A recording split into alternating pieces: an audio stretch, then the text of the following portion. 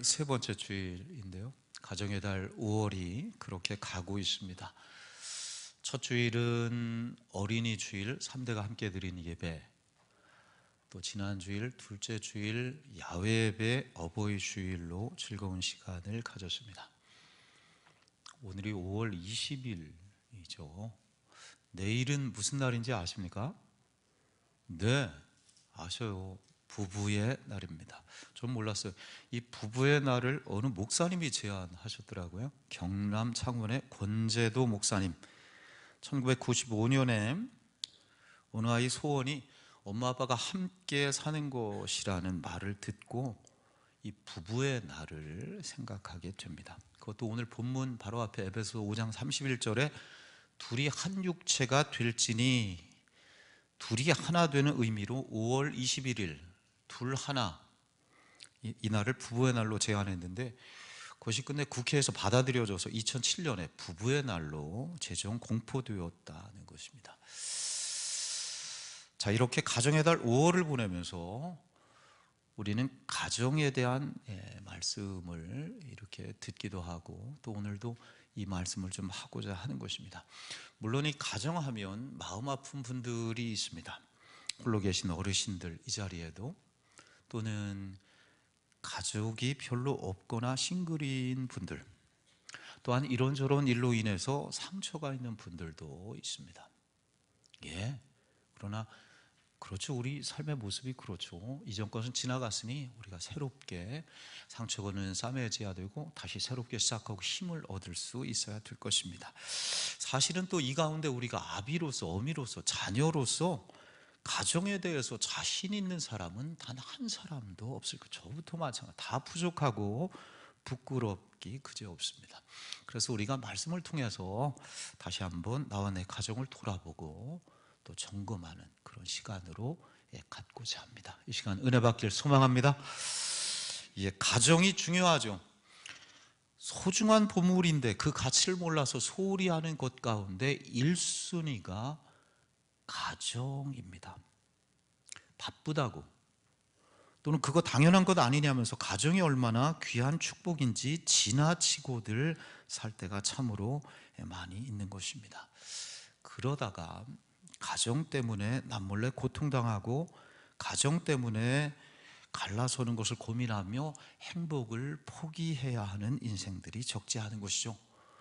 그래, 독일의 시인 괴테는 이런 말을 해요. 왕이든 백성이든 가정에서 평화를 찾는 자가 가장 행복한 사람이다. 맞지요? 영국의 시인 조지 무어는 인간은 자기가 갖고 싶은 것을 찾아서 헤매다가 실은 가정에 돌아왔을 때 비로소 그것을 찾는다 말합니다. 미국의 크라이슬러 자동차 아이오쿠카 회장은 이런 말합니다. 월요일에 $10,000,000 예산을 계획하는 사람이라 할지라도 주말 가족 모임을 계획하지 못한다면 그는 예산을 계획할 자격이 없다, 이런 말을 하기도 하는 것입니다. 의미 있는, 모두가 의미 있는 말들이죠. 밖에서 아무리 어떤 재물이나 명성, 권력, 그 밖에 모든 것을 다 차지했다고 하더라도 가정이 행복하지 못하면 불행합니다. 그러나 비록 사람들이 원하는 외적인 것을 다 갖지 못했다 할지라도 가정에 화평이 넘치면 그 사람은 행복한 사람이다, 이렇게 말할 수 있습니다. 여러분, 가정은 어떻습니까? 우리가 세상을 보면 가정이 무너지는 소리, 이런 소리들로 가득하다, 이렇게 말할 수 있습니다. 부부 간에, 또 부모 자식 간에, 또 형제 간에 심각한 상태에 왔음을 우리가 알 수 있죠. 어디 먼 나라 이야기가 아니요, 저희 집 이야기인데요. 지난 주간에 어느 좀 늦은 밤에 저희 집에 아주 큰 부부싸움이, 아주 제가 얼마나 크게 소리를 냈는지요. 한마디로 부부싸움이 시작이 된 것입니다. 보통 크게 소리를 치는 전화 밖에서, 차 안에서 그 얘기를 듣고 소리를, 엄마 바꿔, 얼마나 크게 했는지. 더 자세히 얘기하면 오늘 다시 싸우니까 그만, 여기까지. 부부싸움을 잘해야 돼요. 한번 따라할까요? 부부싸움을 잘하자. 조집사님, 강집사님 한번 서로 부부싸움을 잘하자. 부부싸움을 잘해야 돼요. 특히 부부싸움을 할 때 말을 잘해요. 입술에 30초가 가슴에 30년이 됩니다. 맞지요? 우리 경험이죠. 그렇게 밖에서 전화로 큰 소리를 내고 그냥 끊었더니 집에 못 들어가겠어요. 들어가면 소리가 높아질 것 같기도 하고 뭐 애들도 있기도 하고. 아파트 앞에 냇가가 있는데 냇가에 앉아서 다리를 덜렁덜렁 하면서 불 꺼지면 들어가야 되겠는데 불이 왜 안 꺼지냐, 어떡하지 하고 저기 4층 우리 집이 있는데 세상에 우리 집처럼 그렇게 화목하고 행복한 집이 없다 했는데 불편한 마음이 딱 들으니까요 집에 들어가기 싫어지더라고요. 아, 집이라는 게 그런 곳이구나. 마음이 불편해지니까 갑자기 집이 천국에서 지옥이 돼버립니다. 남편이 퇴근해도 집에 들어가고 싶지 않은 가정이 있다면, 주부가 하루에도 12번씩 보따리를 쌓았다 풀었다 하는 가정이라면, 아이들이 만약 가출 충동을 느끼는 그런 가정이라면, 그런 가정이 너무나 많다는 것이죠.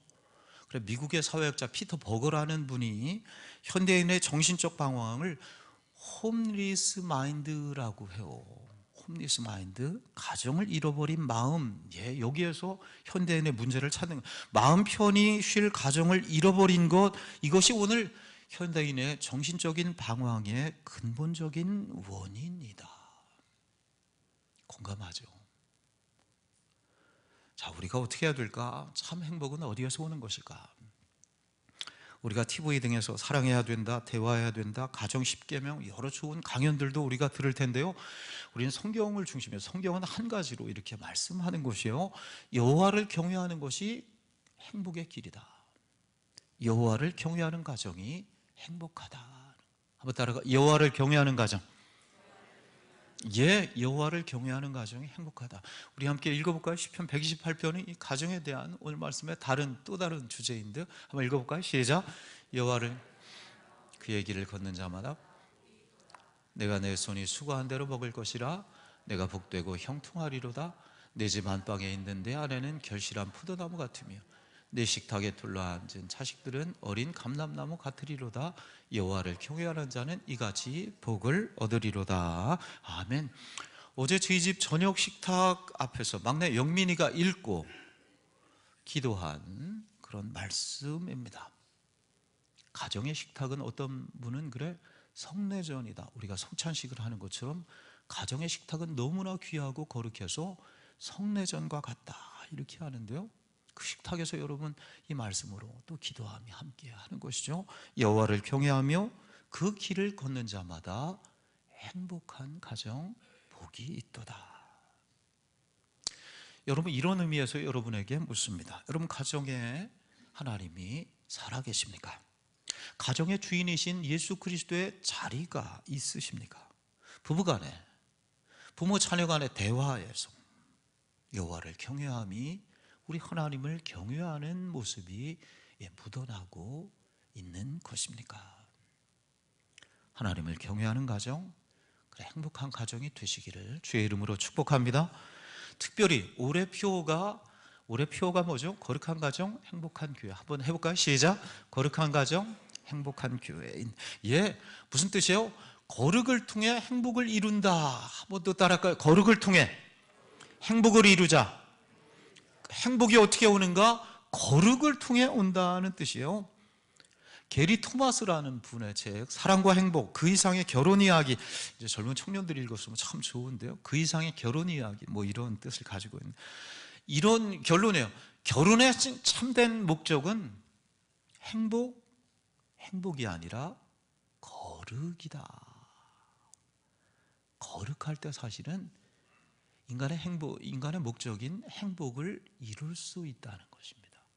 가정에서, 삶의 자리에서 우리가 거룩을 이룰 때 우린 행복을 이룰 수 있다. 그래, 그분의 책 가운데 거룩이 능력이다, 뭐 이런 책도 이렇게 있는데요, 가정에 갈등이 없을 수 없죠. 아마도 세상에 가장 갈등을 많이 겪는 사이가 있다면 부부 사이일 것입니다. 하나님 앞에 거룩할 때 그 갈등을 이겨낼 수 있고 그 갈등을 이겨내면서 더욱 거룩한 가정이 될 수 있다는 것입니다. 하나님의 뜻은 이것이니 너희의 거룩함이라, 데살로니가전서 4장 3절의 말씀입니다.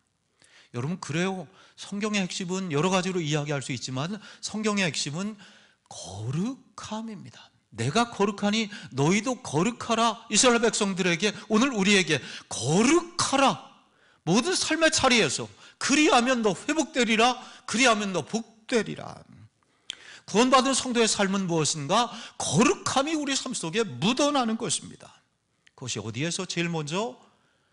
가정을 통해서 나타나는 것이죠. 그래, 거룩한 가정입니다. 거룩함을 통해 행복을 이루라. 우리 가운데 이 거룩을 무너뜨리는 많은 죄악들이 있습니다. 죄악의 목록들이 있어요.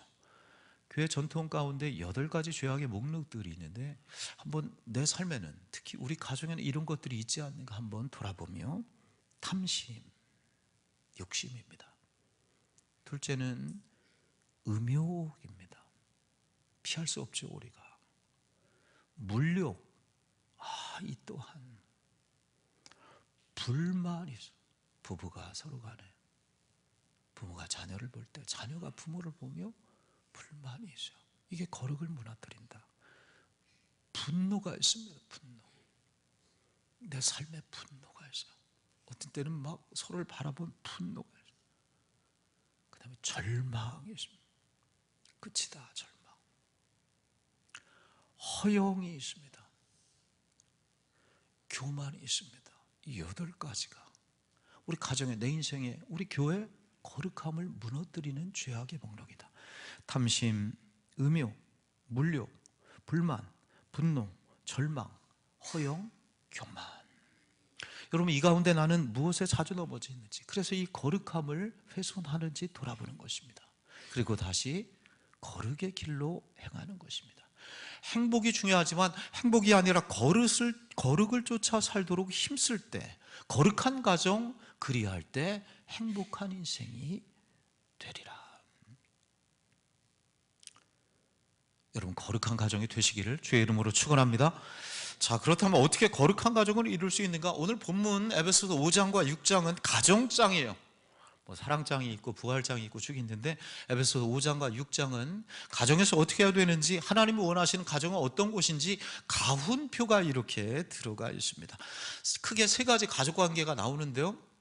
부부간에 주시는 교훈, 두 번째는 부모 자녀에게 주시는, 부모에게 주시는 교훈, 자녀에게 주시는, 이 3가지 관계가 이렇게 나옵니다.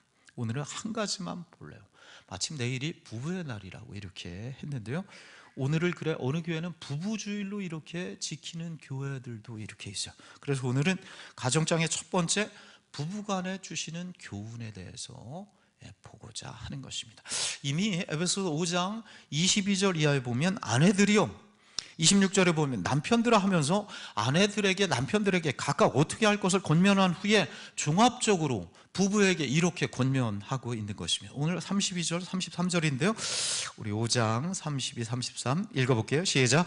이 비밀이 크도다. 나는 그리스도와 교회에 대하여 말하노라. 그러나 너희도 각각 자기 아내 사랑하기를 자신같이 하고 아내도 자기 남편을 존경하라. 아멘. 먼저 가정에서 가장 중요하고 근본이 되는 관계가 있으니 부부입니다. 아빠, 엄마입니다.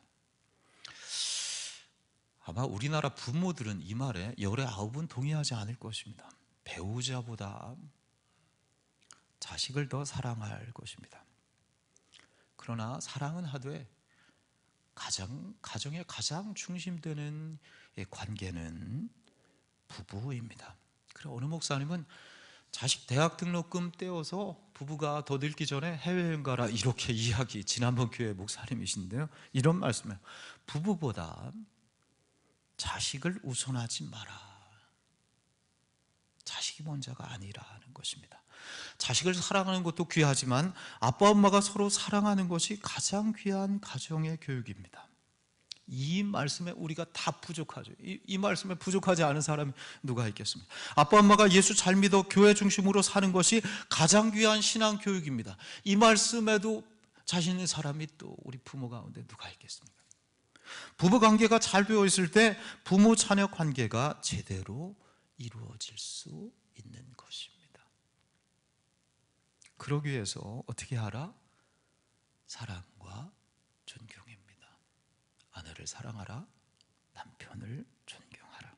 그러나 너희도 각각 자기 아내 사랑하기를 자신같이 하고 아내도 자기 남편을 존경하라. 우리 한번 따라할까요? 아내를 사랑하라, 남편을 존경하라. 이 가운데 아내들만 한번 따라할까요? 남편을 존경하라. 남편들만 따라할까요? 아내를 사랑하라. 어찌 아내를 사랑하라 말이 좀 적은 것 같아요. 이 말이 오늘 말씀의 결론이에요. 첫째, 남편을 존경하라. 남편을 존경하라. 제가 남자지만 남자들은 존경받고 싶어 합니다. 엄밀히 말하자면 남자는 사랑보다 존경받기 원해요. 저를 보니 그런 것 같아요. 가정에서 아내에게, 아이들에게 사랑해요 소리도 참 듣기 좋지만 아빠, 여보 존경해요 이 말을 듣는 게 소원이며 내 삶의 목표 가운데 하나입니다. 오랜 역사 동안, 인류 역사 동안 남자는 주로 밖에서 일하는 사람이어 왔잖아요. 밖에서는 어떻게 해요? 남의 밑에서 굽신굽신합니다. 왜? 가정을 먹여 살리기 위해서. 때론 비굴할 때도 있습니다. 자존심 다 내버릴 때도 있습니다. 그러나 집에 와서 가족에게만큼은 존경받고 싶어 하기 때문입니다. 남편을 그래 존경해 주라. 여러분, 아내 여러분들 계신데 남편이 좀 부족하게 보일 때도 있어요. 그러나 좀 부족해 보여도 존경해 주는 것입니다. 길을 세워 주시는 것입니다. 월급 봉투가 좀 가벼워도 동창의 남편들보다 뭐 좀 못났어도 존경해 주면 그가 힘을 얻습니다. 남자들은 그래 단순하고 어린아이 같잖아요. 가장 비참한 남편은 누구인가? 제가 결혼식 줄에 자주 말하는데 아내에게 무시당하는 남편입니다.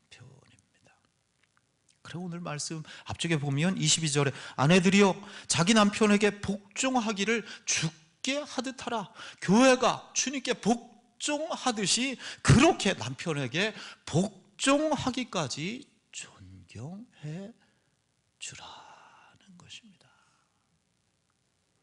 아내들에게 하는 말씀인데 남편들이 이 말을 좋아해요.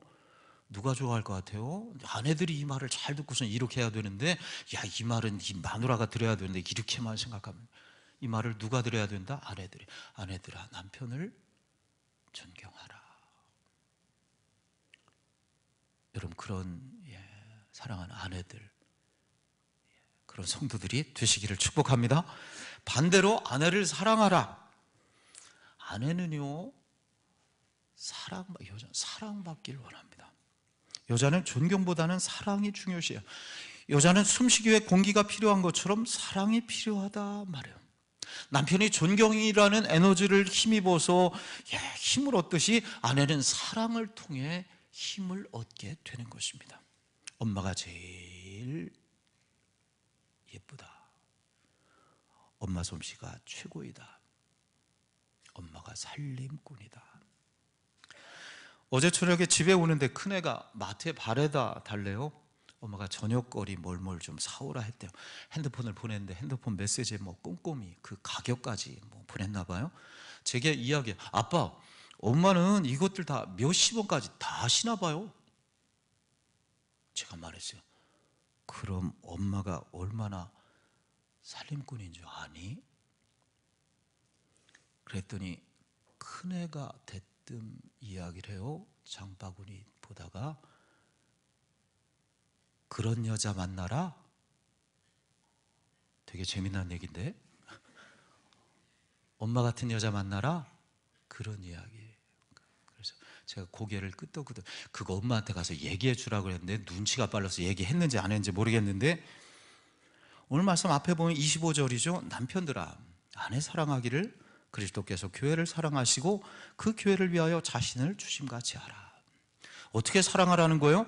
주께서 십자가에서 죽으신 것처럼 무슨 때 정말 죽을 각오로 사랑하라. 사랑이 안 되는 때도 있지만은 죽을 각오로 사랑하라. 그래 뭐 감자탕 교회라고 하나요? 조연산 목사님, 이분은 그 주례 때 신랑이 꼭 이렇게 말은, 신랑이 결혼식 하는 신랑에게 주례 볼 때마다 이렇게 확인한다는 거예요. 남자에게 결혼은 아내를 위해 죽으러 가는 거야? 뭐 이렇게 한다는 거예요. 신랑한테 따라하는 거예요. 나는 아내를 위해 죽으러 간다. 뭐 이런 따라하라. 이 가운데 남편들 한번 따라해 볼까요? 나는, 대답이 시원찮아요. 나는 아내를 죽도록 사랑하리라. 네.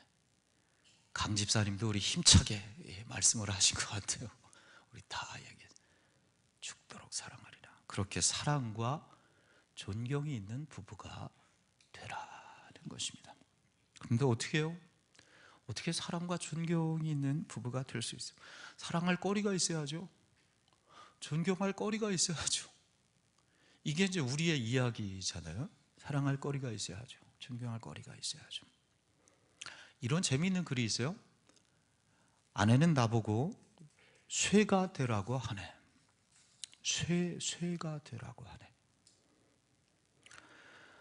아내의 명령에는 무조건 복종하는 충성심 강한 돌쇠, 일하고 돈 벌 때는 개미처럼 부지런한 마당쇠, 아내의 단점이나 잘못은 절대 말하지 않는 철통 같은 자물쇠, 아내의 마음이 닫혀 있을 때는 언제나 활짝 열어주는 만능 열쇠, 모진 풍파에도 끄덕없이 가정을 지키는 강인한 무쇠, 아내가 아무리 화를 내고 짜증을 부려도 그저 둥글둥글 굴렁쇠, 아내와 대화할 때는 부드럽고 감미로운 수액의 고로쇠, 친구들과 밖에서 어울릴 때는 돈 한 푼 안 쓰는 구두쇠, 아내가 울적할 때 달콤한 노래로 달래주는 이문쇠. 아내는 나에게 쇠가 되라 하네. 여러분, 우리가 그렇죠. 서로에게 원하는 것만 많습니다. 어떻게 그런 아름다운 관계, 사랑과 존경의 관계를 우리가 이룰 수 있는가? 길이 있습니다. 길이 있습니다. 우리 둘 사이에 주님이 계시는 것입니다. 우리 둘 사이에 우리의 사랑과 우리의 어떤 애정만 있으면 결국은 실망합니다. 신앙의 눈으로 아내를 보면 사랑할 수 있습니다. 부족해도. 신앙의 눈으로 남편을 보면 그때야 존경할 수 있습니다. 인간적인 눈으로 보니 상대방 단점만 보이거나 반대로 맹목적인 사랑으로만 보게 됩니다. 나와 너 사이에 하나님이 계시어서 신앙을 통해서 그를 보는 것입니다. 그렇게 부족한 사람이지만 하나님께서 사랑하시는 사람이다. 하나님이 만드신 사람이다. 하나님이 구원하시어서 하나님 자녀 삼으신 사람이다. 이런 믿음을 통해, 이 믿음이라는 렌즈를 통해 볼 때만이 상대방을 올바로 바라볼 수 있고 사랑과 존경을 할 수 있습니다.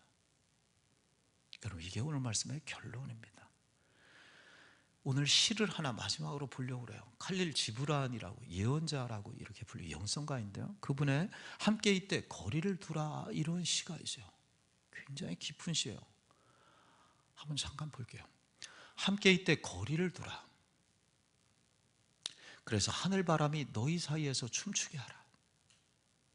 서로 사랑하라. 그러나 사랑으로 구속하지는 말라. 그보다 너희 혼과 혼의 두 언덕 사이에 출렁이는 바다를 놓아두라. 서로의 잔을 채워주되 한쪽의 잔만을 마시지 말라. 서로의 빵을 주되 한쪽의 빵만을 먹지 말라. 함께 노래하고 춤추며 즐거워하되 서로는 혼자 있게 하라. 마치 현악기의 줄들이 하나의 음악을 울릴지라도 줄은 서로 혼자이듯 서로 가슴을 주라. 그러나 서로의 가슴 속에 묶어두지는 말라. 오직 큰 생명의 손길만이 너희의 가슴을 간직할 수 있다. 마지막이죠. 함께 서 있으라. 그러나 너무 가까이 서 있지는 말라. 사원의 기둥들도 서로 떨어져 있고 참나무와 삼나무는 서로의 그늘 속에서 자랄 수 없다. 이런 시간이죠. 여러분, 이 가운데 한두 대목, 함께 있되 거리를 두라. 그래서 하늘바람이 너희 사이에서 춤추게 하라. 부부 사이에, 성도 사이에도 마찬가지입니다. 거리를 두라. 약간의 가까이 하지 말라는 뜻이 아니에요. 결코. 사람인지라 너무 가까우면 실망합니다. 예의가 없어지고 말도 막 합니다. 쉽게 생각해집니다. 가까이서 보면 더럽고 추한 내 모습이 너무나 다 보입니다. 인간인지라 사랑과 존경이 식어집니다. 사라집니다. 우리 살면서 경험하잖아요. 그래서 함께 있되 거리를 두라. 무슨 뜻이에요? 하나님이 계실 공간이 필요하다는 것입니다. 이만큼 당신과 나 사이에 우리 주님이 계시도록 하라. 부부 사이에, 부모와 자녀 사이도 마찬가지, 우리 성도 사이에도 마찬가지. 우리 경험이잖아요. 가까워 깨지게 될 수 있습니다. 그 사이에 우리 주님께서 계시지 아니하면 그런 사이는 반드시 흔들리게 되어 있습니다. 주님을 믿는 믿음으로 그를 사랑하는 것입니다. 주를 믿는 믿음으로 그를 존경하는 것입니다. 그리할 때만이 우리는 진정으로 아내를 사랑하고 남편을 존경할 수 있는 것입니다. 아까 제가 큰 소리를 냈다고 했습니다. 부부싸움이죠. 집에 들어가는 것이 지옥 같았다 했습니다. 어떻게 됐을까요? 아닌 게 아니라 밤에 늦게 불이 꺼진 후에 들어갔더니 아내가 잡니다. 아내는 이럴 때 주로 잡니다. 그래야 지나간다나 어쩐다나. 그리고 다음날 새벽 예배길 차 안에서 아내 손을 꼭 잡으며 여보 어제 미안합니다. 내가 미안합니다. 잘못했습니다. 주께서 제게 용서를 빌 수 있는 힘을 주셨습니다. 아내도 기도하면서 받아주는 마음을 주께서 주셨습니다. 또 한 번 우리 집에 거룩함이 회복되었습니다. 주께서 우리 사이에 계시어서 사랑과 존경의 마음을 주셨습니다. 거룩함이 회복되니 행복이 찾아왔습니다. 거룩한 가정입니다. 거룩한 부부입니다. 그리할 때 행복합니다. 사랑과 존경이 있는 부부, 둘 사이에 주님이 계시는 부부, 그런 가정, 그런 교회 하나님께서 복을 주십니다. 그런 인생 되시기를 주의 이름으로 축원합니다. 기도하겠습니다.